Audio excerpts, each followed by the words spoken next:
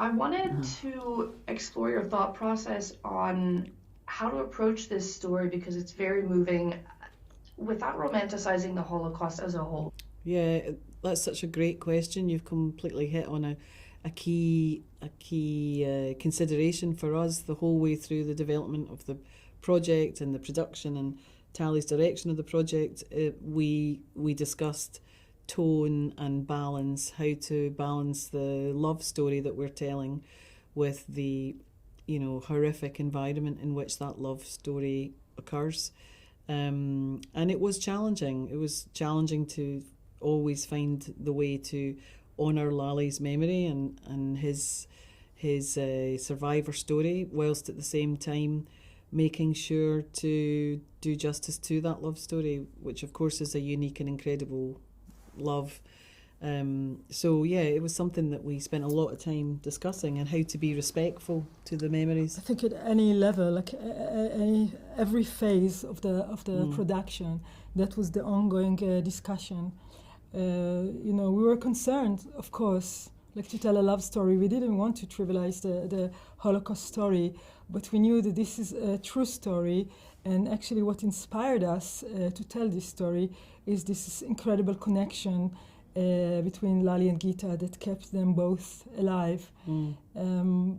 So yeah, like in almost like every scene that was discussion. Is it like too dark now? Is it like too light? Yeah. It's that and what we were trying to do is try to be as respectful to Lali's testimony and to Lali's memories from the time that he was a prisoner there, and try to bring these memories. We have so many Jewish cast and crew as part of the project, and it was a conversation that we drew our guidance really from our colleagues, who many of whom have direct experience of the Holocaust and particularly of Auschwitz, and so we would talk about that a lot, whilst at the same time balancing the needs of a drama, because when you make drama you have to make decisions editorially from a production and schedule point of view, and from a directing point of view, to create a piece of work that is cohesive and that achieves what we want, which is to move and inspire audiences. So it was a very active discussion about how to get that tone right. I think that Lali and Gita were very brave. It's a act of defiance to decide to stay human, and to feel that you deserve to be loved and to receive love and to give love to somebody. Yes. So they were brave enough to do it, and we try to be a little bit brave to take this challenge and to give space to these unexpected emotions in this hell. Yes. The Auschwitz Memorial Research Center has published pieces on this, essentially citing the novel as simply a novel and not a historical document. What are your thoughts on this? What do you say to the premise of truth here? Because I did notice that you changed Gita's prisoner number to what is actually in the historical record rather than what is in the book. Yeah. I mean, we did address some of their comments for sure, but the main thing for me is that I believe Lali.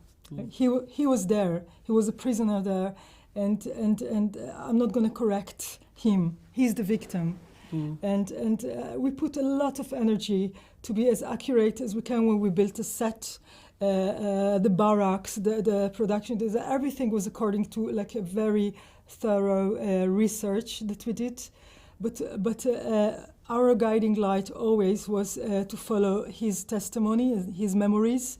Because I feel that, this is like the tragic nature of trauma. When you experience this, sometimes you experience dissociation. You are detached when it happens. You cannot, you didn't really experience this fully when it happened. And then so many years later, you remember fragments of it, but it doesn't mean that it is not valid.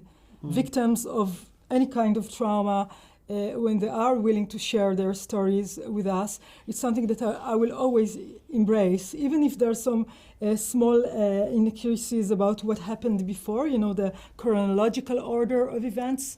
To me, when I read Lali's testimony, there is so much authenticity in his story, and I feel very deep admiration for him to be able to share his story with us. We're also, I think we make it really clear in the way the story is told. We show Heather as an ordinary person taking on an extraordinary task. You know, she's not a historian, she's not an expert of any means. She's someone who is willing to listen to this old man who says he has a story to tell and who needs to have the opportunity to work through his own trauma.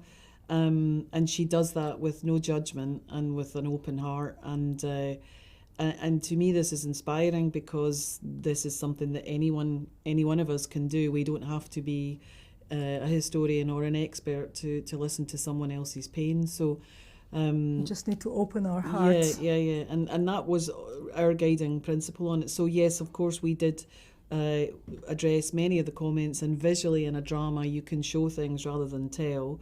But what we are hoping for is to move an audience internationally, all over the world, to be inspired to go and educate themselves further, and perhaps to consult with various documentaries and research materials. But our role as dramatists and storytellers was to tell Lali's story and to use that as a platform from which people can go and learn more.